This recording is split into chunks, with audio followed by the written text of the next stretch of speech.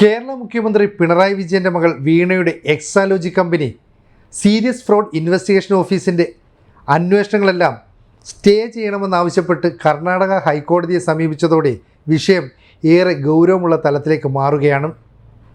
നിലവിൽ കർണാടക ഹൈക്കോടതിയിൽ നിന്ന് വീണയ്ക്ക് അനുകൂലമായ ചില നിലപാടുകളാണ് അല്ലെങ്കിൽ നടപടികളാണ് ഉണ്ടായത്. അതായത് കേസിൻ്റെ വാദം പൂർത്തിയാകുന്നതുവരെ വീണയെ അറസ്റ്റ് ചെയ്യരുതെന്ന് SFIOയ്ക്ക് നിർദ്ദേശം നൽകിയിട്ടുണ്ട്. SFIOയുടെ അഭിഭാഷകൻ കർണാടക ഹൈക്കോടതിയിൽ പറഞ്ഞത് തങ്ങൾ അന്വേഷണം ആരംഭിച്ചിട്ടേ ഉള്ളൂ, പ്രാരംഭഘട്ടത്തിലാണ്, ചില തെളിവുകൾ ശേഖരിക്കുകയാണ്, അതുകൊണ്ട് അന്വേഷണമോ മറ്റ് നടപടികളോ ഇപ്പോൾ ഉണ്ടാവില്ല എന്നാണ് പറയുന്നത്. എന്തായാലും വളരെ പെട്ടെന്ന് തന്നെ ഹൈക്കോടതിയിൽ നിന്ന് ഇതിനെ സംബന്ധിച്ച് ഒരു വിധി ഉണ്ടായേക്കാം. അങ്ങനെയാണെങ്കിൽ ആർക്ക് അനുകൂലമായാണോ വിധി ഉണ്ടാകുന്നത്, എതിർകക്ഷി എത്രയും വേഗം സുപ്രീം കോടതിയെ സമീപിക്കും. അതായത് വീണയെ അനുകൂലിച്ച് കർണാടക ഹൈക്കോടതിയുടെ ഒരു വിധി ഉണ്ടാവുകയാണെങ്കിൽ SFIO പ്രാരംഭ നടപടികൾ എത്രയും വേഗം മുന്നോട്ട് കൊണ്ടുപോകാനായി സുപ്രീം കോടതിയെ സമീപിക്കും. തിരിച്ചാണെങ്കിൽ വീണയെയും മുഖ്യമന്ത്രി പിണറായി വിജയനെയും ഒക്കെ അനുകൂലിക്കുന്ന നിയമവിദഗ്ധരുടെ സംഘം സുപ്രീം കോടതിയെ സമീപിക്കും. എന്തായാലും വിഷയം വളരെ ഗൗരവമുള്ളതാണെന്ന കാര്യത്തിൽ സംശയം വേണ്ട. വീണ വിജയൻ കർണാടക ഹൈക്കോടതിയിൽ നൽകിയിരിക്കുന്നത് ചില വാദങ്ങളാണ്. അതായത് തനിക്ക് അല്ലെങ്കിൽ തൻ്റെ കമ്പനിക്ക് 1.72 കോടി രൂപ നൽകിയതുമായി ബന്ധപ്പെട്ട് കമ്പനീസ് ഓഫ് രജിസ്റ്റർ ചില അന്വേഷണങ്ങൾ നടന്നുകൊണ്ടിരിക്കുകയാണ്. അതേസമയം തന്നെ SFIO നടത്തുന്ന അന്വേഷണം സ്റ്റേ ചെയ്യണമെന്നാണ് വീണ ആവശ്യപ്പെട്ടിരിക്കുന്നത്. എന്നാൽ ഇതിനെ സംബന്ധിച്ച് ഇൻകം ടാക്സിൻ്റെ ചില ഉദ്യോഗസ്ഥർ നടത്തിയ പരിശോധനകൾ, അതിൻ്റെ ഫലമായി ഇതേക്കുറിച്ച് വിശദമായ അന്വേഷണം നടത്തണമെന്ന് കേരള ഹൈക്കോടതിയിൽ ലഭിച്ചിരിക്കുന്ന ഒരു ഹർജി, ഇതിൻ്റെയൊക്കെ അടിസ്ഥാനത്തിലാണ് സീരിയസ് ഫ്രോഡ് ഇൻവെസ്റ്റിഗേഷൻ ഏജൻസി ഇപ്പോൾ ഈ അന്വേഷണവുമായി മുന്നോട്ട് പോകുന്നത്. അതുകൊണ്ട് തന്നെ ഇതിൽ നിന്ന് തൽക്കാലം അവർക്ക് മാറി നിൽക്കാൻ കഴിയില്ലെന്നും SFIO നിലപാടെടുക്കുന്നുണ്ട്. അതായത് വീണ വിജയന് കഴിഞ്ഞ 2-3 വർഷത്തിനുള്ളിലാണ് ഈ 1.72 കോടി രൂപ ലഭിച്ചിട്ടുള്ളത്. അതായത് ഈ പണം നൽകിയിട്ടുള്ള കരിമണൽ കമ്പനിയായ CMRLനോ ഇത് വാങ്ങിയിട്ടുള്ള വീണയുടെ എക്സാലോജിക്കിനോ പരാതിയില്ല. അതായത് കൊടുത്ത ആൾക്കും പരാതിയില്ല, വാങ്ങിയ ആൾക്കും പരാതിയില്ല. പിന്നെ ഇവിടെ ഉണ്ടാകാവുന്ന പ്രശ്നം എന്ന് പറയുന്നത് വീണ എത്ര രൂപ നികുതി കൊടുത്തു എന്നുള്ളതാണ്. വീണ നികുതി കൊടുത്തിട്ടുണ്ടാകാം, പക്ഷേ ഇതിന് ആനുപാതികമായ പണം നൽകിയിട്ടുണ്ടോ എന്നുള്ളതാണ് ഇവിടുത്തെ വിഷയം. അതായത് 1.72 കോടി രൂപയ്ക്കുള്ള നികുതിയാണെങ്കിൽ ഏതാണ്ട് 54-56 ലക്ഷം രൂപയാണ് അടയ്ക്കേണ്ടത്. ഇതിൽ കുറവാണ് അടച്ചിട്ടുള്ളതെങ്കിൽ ഫൈനും കൂടി ചേർത്ത് ആ പണം അടച്ചു തീർത്താൽ ഒരുപക്ഷെ ഈ പ്രശ്നം തന്നെ സെറ്റിൽ ചെയ്തേക്കാം. അങ്ങനെയാണെങ്കിൽ ഹൈക്കോടതി വിധി വരും മുമ്പ് ഈ പ്രശ്നങ്ങൾ തീർക്കാനാണ് എക്സാലോജി കമ്പനിയുമായി ബന്ധപ്പെട്ട നിയമവിദഗ്ധരുടെ തീരുമാനം.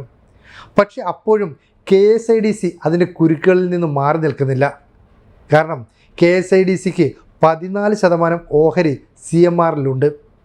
അങ്ങനെയാണെങ്കിൽ ഈ CMRL 1.72 കോടി രൂപ വീണയ്ക്ക് നൽകിയത് എന്തടിസ്ഥാനത്തിലാണ്, അല്ലെങ്കിൽ അതിനെക്കുറിച്ച് ആ കമ്പനി എന്തുകൊണ്ട് ചോദ്യം ചെയ്തില്ല, തുടർന്നുള്ള പല ചോദ്യങ്ങൾക്കും അവർക്ക് ഉത്തരം നൽകേണ്ടി വരും. മാത്രമല്ല CMRLിലേക്ക് KSIDC ഒരു പ്രതിനിധിയെ, അവരുടെ ഡയറക്ടറെ അയക്കുകയും ചെയ്തിട്ടുണ്ട്. അപ്പോൾ സർക്കാരിന് ഓഹരിയുള്ള ഒരു കമ്പനിയിൽ നിന്ന് അവർ എത്ര ലാഭമുണ്ടാക്കിയാലും അതിലെ പങ്ക് രാഷ്ട്രീയ കക്ഷികൾക്ക് നൽകാൻ കഴിയില്ല. ഇവിടെ എന്താ, ചെയ്യാത്ത സേവനങ്ങളുടെ പേരിലാണെങ്കിൽ പോലും 1.72 കോടി രൂപയാണ് വീണയുടെ എക്സാലോജിക്കിന് നൽകിയത്. മാത്രമല്ല വിവിധ രാഷ്ട്രീയ പാർട്ടികൾക്കായി 135 കോടി രൂപ നൽകിയിട്ടുണ്ട്. ഇതിൻ്റെ തെളിവുകളെല്ലാം തന്നെ പുറത്തു വന്നു. ഇതാണ് സീരിയസ് ഫ്രോഡ് ഇൻവെസ്റ്റിഗേഷൻ ഓഫീസ് ഇപ്പോൾ അന്വേഷിച്ചുകൊണ്ടിരിക്കുന്നത്. എന്തായാലും വീണയ്ക്കും എക്സാലോജിക്കിനും എതിരായിട്ടാണ് ഹൈക്കോടതിയിൽ നിന്ന് എന്തെങ്കിലും ഒരു വിധി ഉണ്ടാകുന്നതാണെങ്കിൽ അതിവേഗ നീക്കങ്ങൾ നടത്താനാണ് നിയമവിദഗ്ധരുടെ സംഘം തയ്യാറായിരിക്കുന്നത്. ഇത് തിരുവനന്തപുരത്തും കൊച്ചിയിലും ബാംഗ്ലൂരിലും ഡൽഹിയിലും എല്ലാവരും വളരെ സുസജ്ജമാണ്. ഏതെങ്കിലും തരത്തിൽ ഈ പറയുന്ന SFIOയ്ക്ക് അനുകൂലമായ നിലപാടാണ് കോടതിയിൽ നിന്നുണ്ടാകുന്നതെങ്കിൽ അത് വീണ വിജയനും അതുപോലെ തന്നെ പിണറായി വിജയനും ശക്തമായ തിരിച്ചടിയാവും. അതായത് ഈ കേസിൽ വീണ വിജയൻ കർണാടക ഹൈക്കോടതിയിൽ സാങ്കേതികമായ തടസ്സങ്ങളാണ് ഉന്നയിച്ചിരിക്കുന്നത്. അതായത് കമ്പനീസ് ആക്ട് പ്രകാരം ഈ പൈസ കൈപ്പറ്റിയതുമായി ബന്ധപ്പെട്ട്, അതായത് 1.72 കോടി രൂപ കൈപ്പറ്റിയതുമായി ബന്ധപ്പെട്ട് കമ്പനീസ് ഓഫ് രജിസ്റ്റർ അന്വേഷണം നടത്തുന്നുണ്ട്. ഈ അന്വേഷണം നടക്കുക എന്ന് പറയുന്നത് 2013 കമ്പനീസ് ആക്ട് അതിൽ 210 വകുപ്പ് അനുസരിച്ചാണ് അന്വേഷണം നടക്കുന്നത്. അതിന് സമാന്തരമായി 2013 തന്നെ 212 വകുപ്പ് അനുസരിച്ച് സമാന്തരമായ ഒരു അന്വേഷണം SFIO നടത്തുന്നു. അത് പാടില്ല.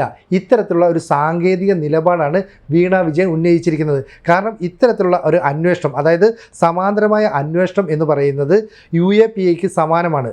സഹാറ പോലെയുള്ള വലിയ നൂറുകണക്കിന് കോടികളുടെ അഴിമതി വരുമ്പോഴാണ് ഇത്തരത്തിലുള്ള സീരിയസ് ഫ്രോഡ് ഇൻവെസ്റ്റിഗേഷൻ ഏജൻസിയുടെ അന്വേഷണം നടക്കേണ്ടത്. ഇവിടെ അത്തരത്തിലുള്ള അന്വേഷണം നടക്കേണ്ട ആവശ്യമില്ല. ഇത് 1.72 കോടി രൂപയുടെ കുറഞ്ഞ ഒരു അഴിമതിയാണ്. ഒരു കുറഞ്ഞ അഴിമതി എന്നൊക്കെ പറയുന്നത് ഒരുപക്ഷെ വീണ വിജയൻ്റെയും പിണറായി വിജയൻ്റെയൊക്കെ ഭാഷയിലായിരിക്കും. സാധാരണക്കാരെ സംബന്ധിച്ചിടത്തോളം 1.72 കോടി രൂപ എന്ന് പറയുന്നത് വലിയൊരു തുക തന്നെയാണ്. അതായത് ചെയ്യാത്ത സേവനത്തിനാണ് ഈ 1.72 കോടി രൂപ എക്സാലോജിക്കിന് നൽകിയിരിക്കുന്നത്. അതെന്ത് തന്നെയായാലും ഇനി ഈ പറയുന്ന CMRL അവർക്ക് വെറുതെ കൊടുത്തതാണെങ്കിൽ പോലും അതിൽ കൂടുതലൊന്നും ചെയ്യാൻ കഴിയില്ല. കാരണം വാങ്ങിച്ച ആൾക്കും പരാതിയില്ല, കൊടുത്ത ആൾക്കും പരാതിയില്ല. കരിമണൽ കമ്പനിയായ CMRL എത്ര ലാഭമുണ്ടാക്കിയാലും അതിൻ്റെ ഒരു പങ്ക് വിവിധ രാഷ്ട്രീയ കക്ഷികൾക്ക് കൊടുക്കാൻ ഒരു കാരണവശാലും കഴിയില്ല. അതിന് കോർപ്പറേറ്റ് നിയമം അനുവദിക്കുന്നില്ല. അഥവാ അങ്ങനെ കൊടുത്തിട്ടുണ്ടെങ്കിൽ എന്തുകൊണ്ട് KSIDC അക്കാര്യം ചോദിച്ചിട്ടില്ല എന്നതാണ് ഏറെ പ്രസക്തമാകുന്ന വിഷയം. അതായത് ഓരോ ഘട്ടത്തിലും KSIDCയുടെ ഒരു ഡയറക്ടർ CMRLിലേക്ക് എത്തും. അവിടുത്തെ കാര്യങ്ങൾ ദൈനംദിന പ്രവർത്തനങ്ങളിലൊന്നും ഇടപെടുന്നില്ലെങ്കിലും കാര്യങ്ങൾ മൊത്തം നിയന്ത്രിക്കുന്നത് ഈ ഡയറക്ടറുടെ സാന്നിധ്യത്തിലായിരിക്കും. അങ്ങനെ ആദ്യം ഒരു ഡയറക്ടർ വരുന്നു, അദ്ദേഹം പെൻഷനായി. പിന്നീട് CMRLൻ്റെ ഒരു ജീവനക്കാരനായി തന്നെ അദ്ദേഹം മാറുകയാണ്. രണ്ടാമത് അടുത്ത ഡയറക്ടർ വരുന്നു, ഇദ്ദേഹം 3-4 മാസത്തിനുള്ളിൽ അവിടെ നിന്ന് പെൻഷനാകുന്നു. എന്നിട്ട് CMRLലെ ഉദ്യോഗസ്ഥനായി മാറുന്നു. മൂന്നാമത്തെ ഉദ്യോഗസ്ഥൻ വരുന്നു, അദ്ദേഹവും ഇതുപോലെ ഈ പറയുന്ന CMRL 3-4 അല്ലെങ്കിൽ 6 മാസം ജോലി ചെയ്യുന്നു. അവിടെ നിന്ന് പെൻഷനായതിനു ശേഷം വീണ്ടും CMRLലെ ജീവനക്കാരനായി ജോലി ചെയ്യുന്നു.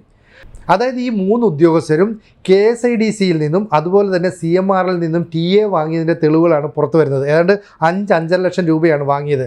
അങ്ങനെയാണെങ്കിൽ ഇതൊരു വളരെ ചീറ്റിംഗ് ആയ ഒരു നടപടിയാണ്, അതായത് ഒരു വഞ്ചനാ കുറ്റമാണ്. അങ്ങനെയാണെങ്കിൽ ഈ കേസ് സംബന്ധിച്ച് കേരള പോലീസ് ഒരുപക്ഷെ കേസെടുത്ത് അന്വേഷിച്ചേക്കും. അതല്ലെങ്കിൽ KSIDCയുടെയോ CMRLിൻ്റെയോ നേർക്ക് കേന്ദ്ര ഏജൻസികളുടെ അന്വേഷണം ഉണ്ടായേക്കാം. ഇതിൽ നിന്നും അവർക്ക് പെട്ടെന്ന് രക്ഷപ്പെടാൻ കഴിഞ്ഞേക്കില്ല.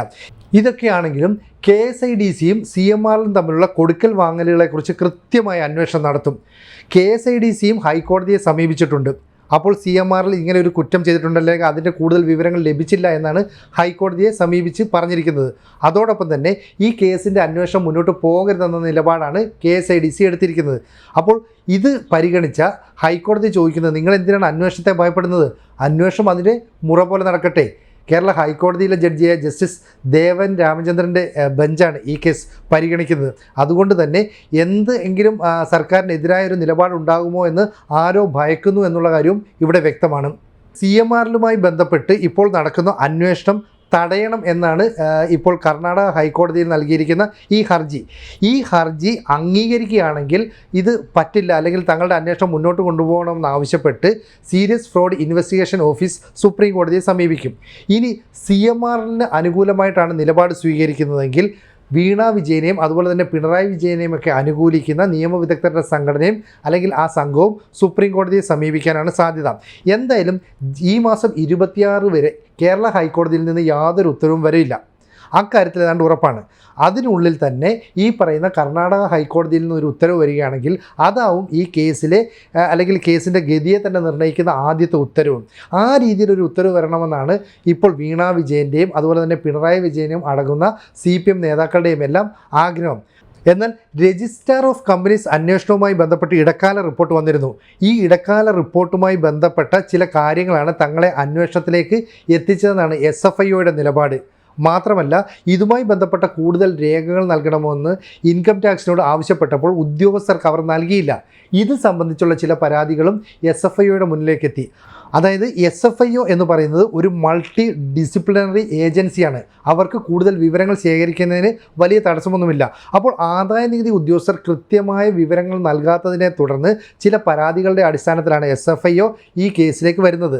മാത്രമല്ല ഈ പറയുന്ന കരിമണൽ കമ്പനി വീണ വിജയന് 1.72 കോടി രൂപ നൽകിയതിൽ ചില അനീതികൾ, ചില വിട്ടുവീഴ്ചകളൊക്കെ ഉണ്ടായിട്ടുണ്ട്, അല്ലെങ്കിൽ അത് നിയമപ്രകാരമല്ല എന്ന് പറഞ്ഞ് BJP നേതാവ് ഷോൺ ജോർജ് ഹൈക്കോടതിയിൽ ഒരു കേസ് നൽകിയിരുന്നു.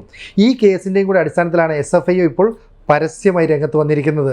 അതുകൊണ്ട് തന്നെ ഈ SFIയുടെ നീക്കത്തെ എങ്ങനെ തടയാനാവുമെന്നുള്ളത് KSIDC ഉൾപ്പെടെ ആലോചിക്കുന്നുണ്ട്. കാരണം KSIDC ഹൈക്കോടതിയെ സമീപിച്ചത് SFIO ആവശ്യപ്പെട്ടത് പ്രകാരമുള്ള രേഖകൾ നൽകി അവരുടെ അന്വേഷണം ആരംഭിച്ചു. അതുകൊണ്ട് തന്നെ ഷോൺ ജോർജിൻ്റെ ഹർജിയിലെ തുടർ നടപടികൾ നിർത്തിവെക്കണമെന്നാണ് ആവശ്യപ്പെട്ടത്. നമ്മളൊരു കാര്യം മനസ്സിലാക്കണം, എന്തിനാണ് സർക്കാർ ഏജൻസി അല്ലെങ്കിൽ സർക്കാരിൻ്റെ ഉടമസ്ഥയിലുള്ള KSIDC ഇത്തരം ഒരു നീക്കവുമായി വരുന്നത്? ജസ്റ്റിസ് ദേവൻ രാമേന്ദ്രൻ ചോദിച്ചത്, നിങ്ങൾ എന്തിനാണ് അന്വേഷണത്തെ ഭയക്കുന്നത്? നിങ്ങൾ എപ്പോൾ വേണമെങ്കിലും കേന്ദ്ര സംസ്ഥാന സർക്കാരുകൾ ആവശ്യപ്പെട്ടാൽ മുഴുവൻ രേഖകളും പറഞ്ഞു കൊടുക്കാൻ അതിൻ്റെ വിവരങ്ങൾ നൽകാൻ ബാധ്യതപ്പെട്ട ഒരു സ്ഥാപനമാണല്ലോ. പിന്നെ നിങ്ങൾ എന്തിനാണ് ഇത്രയും ടെൻഷൻ അടിക്കുന്നത്, ഇത്രയും പേടിക്കുന്നത് എന്തിനാണെന്നാണ് കേരള ഹൈക്കോടതി തന്നെ ചോദിച്ചത്. ഇതിന് KSIDCയുടെ നിലപാടെന്ന് പറയുന്നത്, തങ്ങൾ ഈ വ്യാവസായിക സംരംഭങ്ങൾക്ക് പണം നൽകുന്ന ഏജൻസിയാണ്, അതുകൊണ്ട് തങ്ങളുടെ ക്രെഡിബിലിറ്റി നഷ്ടപ്പെടും, അതുപോലെ തന്നെ തങ്ങളുടെ ക്രെഡിറ്റ് സ്കോറിങ്ങിന് ചില ഇടിവുകളുണ്ടാകും, അതുകൊണ്ട് തൽക്കാലം ഇത് നിർത്തിവെക്കണം എന്നൊരു നിലപാടാണ് KSIDC സ്വീകരിച്ചിരിക്കുന്നത്. അതെന്ത് തന്നെയായാലും KSIDCയും ഈ പറയുന്ന കരിമണൽ കമ്പനിയായ CMRലും തമ്മിലുള്ള ചില കൊടുക്കൽ വാങ്ങലുകളിൽ കൃത്യമായ സംശയങ്ങളുണ്ട്. അതിൻ്റെ തെളിവുകളും പുറത്തു വന്നിട്ടുണ്ട്. അതുകൊണ്ട് തന്നെ ഈ തെളിവുകളെ അടിസ്ഥാനമാക്കി കേന്ദ്ര ഏജൻസിയായ SFIOയുടെ അന്വേഷണം കൂടുതൽ ഊർജിതമായി മുന്നോട്ട് പോകും. ഒരുപക്ഷെ വീണ വിജയൻ്റെയും അതുപോലെ തന്നെ എക്സാലോജി കമ്പനിയുടെ നേരെയുള്ള അന്വേഷണം താൽക്കാലികമായെങ്കിലും അവസാനിച്ചേക്കാൻ സാധ്യതയുണ്ട്. അപ്പോഴും ഈ വീണ വിജയൻ്റെ കമ്പനിയെ രക്ഷിക്കാൻ വേണ്ടി KSIDC നടത്തിയ ഇടപെടലുകൾ അവ കൃത്യമായി പുറത്തു വരും. കാരണം ഒരേ സമയം KSIDCയിലെയും CMRൻ്റെയും ഉദ്യോഗസ്ഥനായി നിൽക്കുകയും അവിടെ നിന്ന് രണ്ടിടത്തു നിന്നും TA വാങ്ങുകയും ഒക്കെ ചെയ്തതിൻ്റെ രേഖകൾ, അതിൻ്റെ വിവരങ്ങളെല്ലാം തന്നെ പുറത്തു വന്നിട്ടുണ്ട്. അതുകൊണ്ട് തന്നെ ഇത് വളരെ ഗൗരവത്തോടു കൂടിയാണ് കേരളം ഒന്നാകെ ഉറ്റുനോക്കുന്നത്. എന്തായാലും ഈ മാസം 26-ാം തീയതി വരെ കേരള ഹൈക്കോടതിയിൽ നിന്ന് വീണ വിജയനെ അറസ്റ്റ് ചെയ്യാനോ ചോദ്യം ചെയ്യാനോ ഉള്ള ഒരു ഉത്തരവ് ഉണ്ടാകില്ല. അതിനു മുമ്പ് തന്നെ കർണാടക ഹൈക്കോടതിയിൽ നിന്ന് അനുകൂലമായ ഒരു വിധി സമ്പാദിക്കാനാണ് ഇപ്പോൾ ഈ പറയുന്ന വീണ വിജയൻ്റെയും അതുപോലെ തന്നെ പിണറായി വിജയൻ്റെയും ഉൾപ്പെടെയുള്ളവരുടെ ലക്ഷ്യം. അല്ലെങ്കിൽ തന്നെ ഈ വരുന്ന ലോക്സഭാ തെരഞ്ഞെടുപ്പിൽ CPMന് അത് വലിയ തിരിച്ചടിയാകുമെന്ന കാര്യത്തിൽ യാതൊരു സംശയവുമില്ല. എന്ത് തന്നെയായാലും ഇപ്പോൾ വീണ വിജയന് അനുകൂലമായ നിലപാടിലാണ് കർണാടക ഹൈക്കോടതി സ്വീകരിക്കുന്നത് എങ്കിൽ സ്വാഭാവികമായും SFIO തുടരന്വേഷണം ആവശ്യപ്പെട്ട് അല്ലെങ്കിൽ കൂടുതൽ വിവരങ്ങളുമായി സുപ്രീം കോടതിയെ സമീപിക്കാം. ഇനി ഇവർ പറയുകയാണ്, SFIOയിലെ ഉദ്യോഗസ്ഥർ പറയുകയാണ്, തങ്ങൾക്ക് കിട്ടിയ രേഖകൾ, തങ്ങൾക്ക് കിട്ടിയ നിർണായക വിവരങ്ങൾ വളരെ കറക്റ്റാണ്. ഈ പറയുന്ന ഇൻകം ടാക്സ് ഉദ്യോഗസ്ഥർ ഈ രേഖകൾ കൃത്യമായി നൽകാതെ മറച്ചു വെക്കുന്നത് ഈ പിണറായി വിജയൻ്റെ മകൾ വീണ വിജയൻ്റെ എക്സാലോജി കമ്പനിയെ രക്ഷിക്കാനും CMR എന്ന് പറയുന്ന കരിമണൽ കമ്പനിയെ രക്ഷിക്കാനുമാണ്. ഒപ്പം KSIDC അതിന് കൂട്ടുനിന്നതിൻ്റെ രേഖകളും പുറത്തു വന്നത് അല്ലെ, അതിൻ്റെ വിവരങ്ങളും തങ്ങളുടെ വശമുണ്ട്. ഇത് കർണാടക ഹൈക്കോടതി അംഗീകരിക്കുകയാണെങ്കിൽ കേരള സർക്കാരിന്, മുഖ്യമന്ത്രി പിണറായി വിജയന്, വീണ വിജയൻ ഇതെല്ലാം കനത്ത തിരിച്ചടിയായി മാറും. പിന്നീട് ഇതിൽ നിന്നൊന്ന് കരകയറുക എന്ന് പറയുന്നത് ഇരു കൂട്ടർക്കും ഏറെ പ്രയാസകരമാണ്. അതുകൊണ്ട് തന്നെ സീരിയസ് ഫ്രോഡ് ഇൻവെസ്റ്റിഗേഷൻ ഓഫീസ് നടത്തുന്ന ഈ അന്വേഷണം ഇനിയും കൂടുതൽ ഊർജ്ജസ്വലമായി തന്നെ മുന്നോട്ട് പോകാനാണ് സാധ്യത. എന്തായാലും സുപ്രീം കോടതിയിലേക്ക് ഈ കേസ് നീങ്ങുമെന്ന കാര്യത്തിൽ വലിയ സംശയം വേണ്ട. ലോക്സഭാ തെരഞ്ഞെടുപ്പിന് മുമ്പ് ഇത് സംബന്ധിച്ചുള്ള ഒരു ഉത്തരവ് അല്ലെങ്കിൽ ഒരു പൂർണ്ണ വിധി, അതായത് വിസ്താരമെല്ലാം പൂർത്തിയായതിനു ശേഷം കർണാടക ഹൈക്കോടതിയിൽ നിന്നായാലും കേരള ഹൈക്കോടതിയിൽ നിന്നാണെങ്കിലും ഒരു വിധി ഉണ്ടാവുകയും അത് സുപ്രീം കോടതിയിലേക്ക് പോവുകയും ചെയ്താൽ വരുന്ന ലോക്സഭാ തെരഞ്ഞെടുപ്പിലെ പ്രധാന ചർച്ചാ വിഷയമായി ഇത് മാറുമെന്ന കാര്യത്തിൽ യാതൊരു സംശയവും വേണ്ട.